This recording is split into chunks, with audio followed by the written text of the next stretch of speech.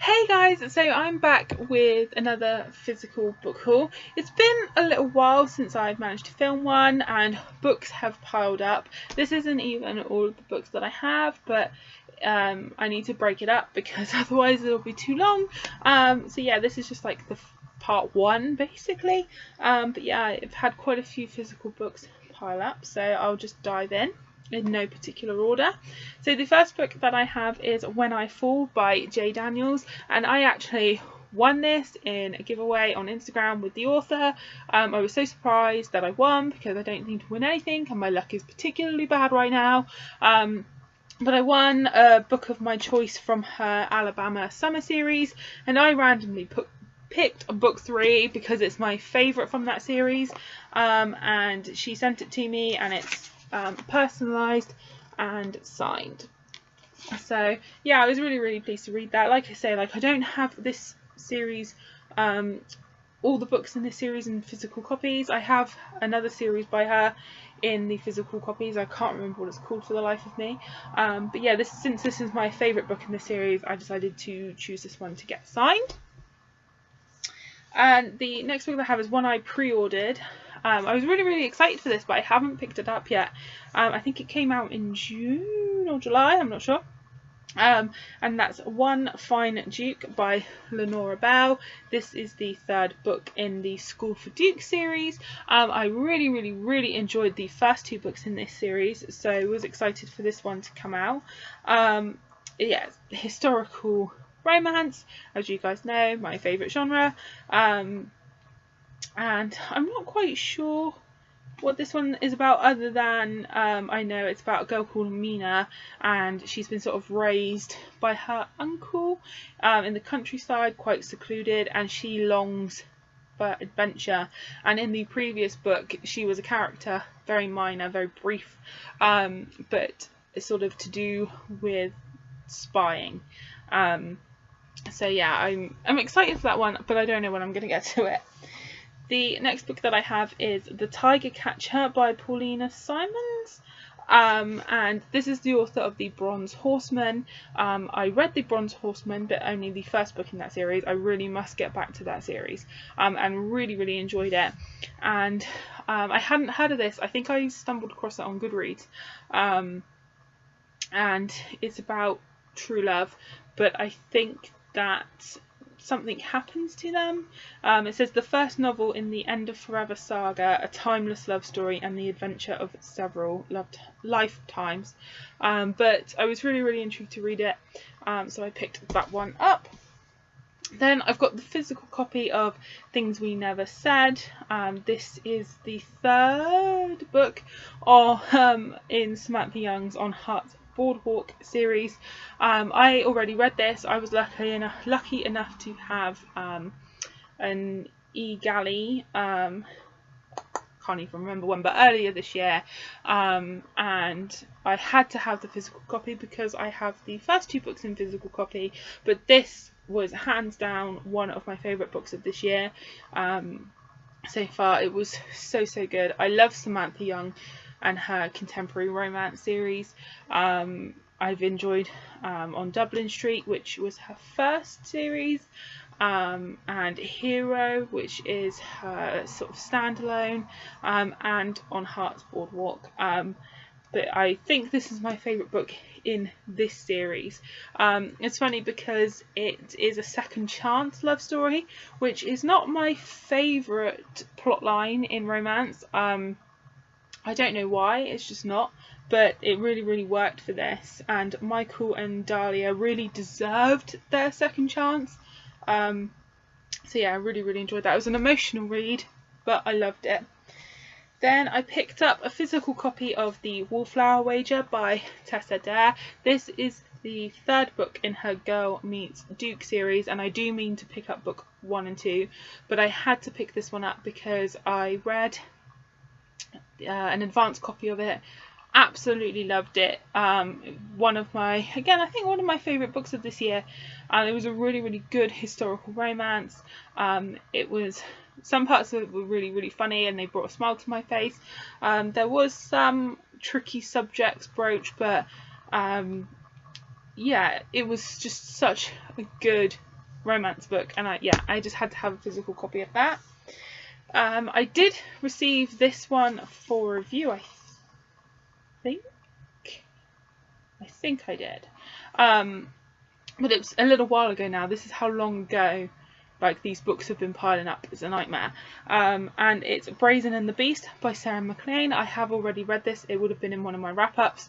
It's the second book in the, oh my god, what's the series? Oh my god, it's something Bastards. Why can't I think of what it's called? That is going to, seriously, Bare Knuckle Bastard, there we go. It's the second book in that series, and oh my god, it was such a good book. Really enjoyed it. Obviously takes its name like as a play on Beauty and the Beast, and it was just so good. I do recommend reading the first book first, which is Wicked and the Wallflower. Each book does sort of stand on its own, but I just think it would be better to read them in order. And then I have 2 Disney books in this haul.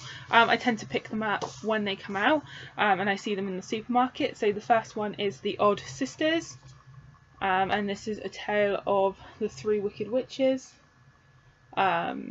I really must get and read some of these because I keep buying these Disney books and not reading them, which is a problem. And then I picked up a Twisted Tale one, which is Let It Go, which is a beautiful cover. So yeah, I keep picking up both because these are different series, but I keep picking up these books and not reading them, so I really must get to them. Then I picked up Sanditon by Jane Austen, and I picked this up because the TV series is on at the moment, and I'm not watching it. I'm going to watch it, but I'm not currently watching it, and I wanted to have a copy of it to read. My understanding is that it's unfinished because obviously Jane Austen only has 6 finished published novels, so I'm not quite sure if they finished it or if it just like is unfinished. Like, I'm not sure like how much. Oh my goodness, so that section of the book there is Sanditon. Look how much of the book is not Sanditon. Over half. That's annoying. So the next book that I picked up, oh my gosh, in the supermarket was The Kingdom by Jess Rothenberg. I'm not sure how you say that, but I remember stumbling across this one online a couple of months ago and being intrigued by it. And it says, did Anna kill Owen Shen? Yes, she did. The point of this case, ladies and gentlemen, is why. So I think it's a theme park where welcome to the kingdom, a dazzling fantasy theme park where happily ever after is not just a promise but a rule. 7 beautiful fantasists, half human, half android princesses are programmed to make wishes come true no matter what. But when fantasist Anna meets theme park worker Owen, her fairy tale ends in blood. Now she's on trial for experiencing human emotions beyond her programming and must come face to face with what she is and what she's done. But the truth is dangerous and no one wants the kingdom to fall. So I'm quite intrigued by that one. I got like Cinder type vibes from it. I loved Cinder, so I'm hoping that, not that it's the same, but you know, that it's as good as Cinder. Then I also picked up from the supermarket The Testaments, which is the sequel to The Handmaid's Tale. I'm terrible, I have not read The Handmaid's Tale yet, but this was there, I saw it and I needed it, and I had a £2 off voucher actually. So I used that to justify buying it. So yeah, I do enjoy the TV show though. I am behind on it. So yeah, let's not talk about that. So the next book that I picked up was Pumpkinheads by Rainbow Rowell and Faith Erin Hicks. I have actually already read this because when it arrived I was kind of in a reading slump and I thought this might help jolt me out of it, because I'm not a big graphic novel reader, but this was really cute, really fluffy. It's set in a pumpkin patch where 2 friends, they only really know each other through working at the pumpkin patch each year, and it's their last night before they go off to college. You know, they're starting a new part of their lives, and it was really cute. it wasn't like mind blowing or anything, but it was cute. Then the next book that I have is A Tale of Magic by Chris Colfer. So this is a new book in a new series by him. But I really enjoyed his Land of Stories series. I still need to read the last book, but I've been putting it off. So I don't know if it's like a spin-off. I'm not sure, but it's basically still magic. And the cover is really beautiful. It is like a middle grade novel. It's not picking up the best on camera. You see under the dust jacket. It's just really pretty. So yeah, I was glad to pick that up because, like I say, I really enjoyed the Land of Stories. So it's nice to have a new book by him. And then the last 3 books are books I actually picked up on a whim in a charity shop, the British Heart Foundation. So I picked up Shakespeare's Witch by Samantha Grosser, which is Pages of Darkness, book 1, and it says Love, Witchcraft, Sorcery, Madness. And I picked this up because I thought it looked like a good October read, and it's set during like the time of William Shakespeare, and it says William Shakespeare's latest play has opened doors to evil.